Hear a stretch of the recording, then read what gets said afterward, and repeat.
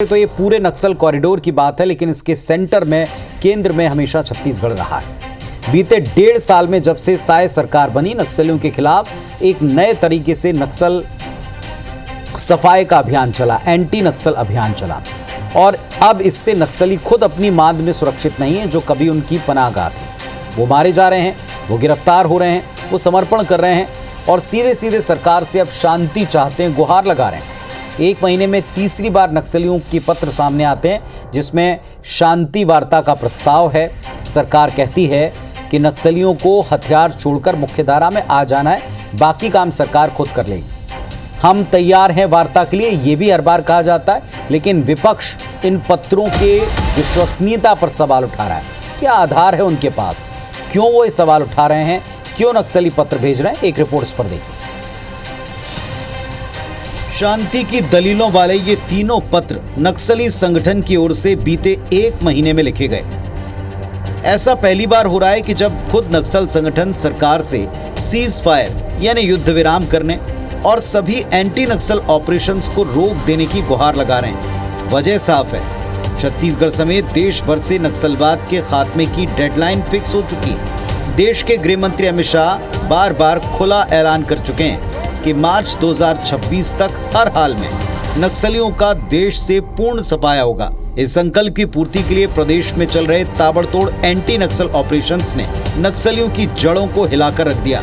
वो बैकफुट पर हैं। बीते महीने भर में 3 बार नक्सली शांति वार्ता के लिए प्रस्ताव सरकार के पास भेज चुके हैं। नक्सलियों की अलग अलग एरिया कमेटीज ने सरकार को पत्र लिखे हैं। अब की बार उत्तर पश्चिम सब जोनल ब्यूरो प्रभारी रूपेश ने सरकार से 1 महीने की युद्ध विराम की मांग पत्र में की है। नक्सलियों की चिट्ठी के जवाब में डिप्टी सीएम और गृह मंत्री विजय शर्मा ने दोहराया कि नक्सली मुख्य धारा में लौटें। इसके अलावा गृह मंत्री ने पत्रों के परीक्षण करवाए जाने की बात कही।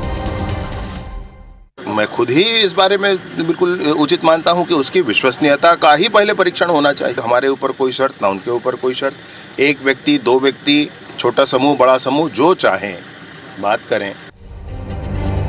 एक तरफ नक्सली सीज फायर मांग रहे हैं, तो विपक्ष ने नक्सलियों की चिट्ठी पर फिर शंका जाहिर की। पीसीसी चीफ दीपक बैज ने नक्सलियों की चिट्ठियों को संदिग्ध बताते हुए कहा कि कहीं डिप्टी सीएम विजय शर्मा खुद ही तो चिट्ठियां नहीं लिखवा रहे। जवाब में बीजेपी ने कहा कि भरोसे का संकट दरअसल कांग्रेस के भीतर का है। तंज कसा के विपक्ष को बस्तर की शांति रास नहीं आ रही। ये अभी तक प्रूफ नहीं कर पाए हैं कि ये चिट्ठी ओरिजिनल है या फर्जी है।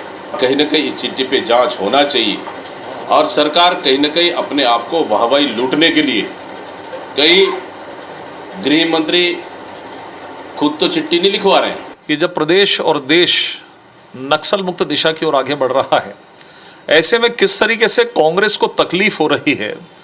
और विशेषकर जो बयान आया है दीपक बैज का, पीसीसी चीफ जो हैं, इससे यह स्पष्ट होता है कि ये नक्सल मुक्त छत्तीसगढ़ या भारत को नहीं चाहते, ये नक्सल युक्त छत्तीसगढ़ चाहते हैं, नक्सल युक्त भारत चाहते हैं। हर दिन नक्सल फ्रंट पर सुरक्षा बल की कामयाबी की तस्वीरें गवाही देती हैं कि नक्सलियों के पैर उखड़ चले हैं। ये साफ साफ दिख रहा है कि लगातार आक्रामक ऑपरेशन से नक्सली बैकफुट पर हैं। ऐसे में एक के बाद एक नक्सलियों की चिट्ठियों का परीक्षण होना चाहिए। सरकार पहले ही पत्रों को लेकर जांच और कंफर्मेशन की बात कह चुकी है, लेकिन नक्सलियों की शांति वार्ता प्रस्ताव वाले पत्र पर शंका करते हुए उन्हें सरकार की ओर से, खुद गृह मंत्री की ओर से लिखवाए जाने का आरोप लगाना क्या उचित है? क्या इस गंभीर आरोप का कोई ठोस आधार विपक्ष के पास है, या फिर ये हताशा भरी हल्की पॉलिटिक्स का हिस्सा है? रायपुर से सौरभ सिंह परिहार के साथ ब्यूरो रिपोर्ट, IBC 24।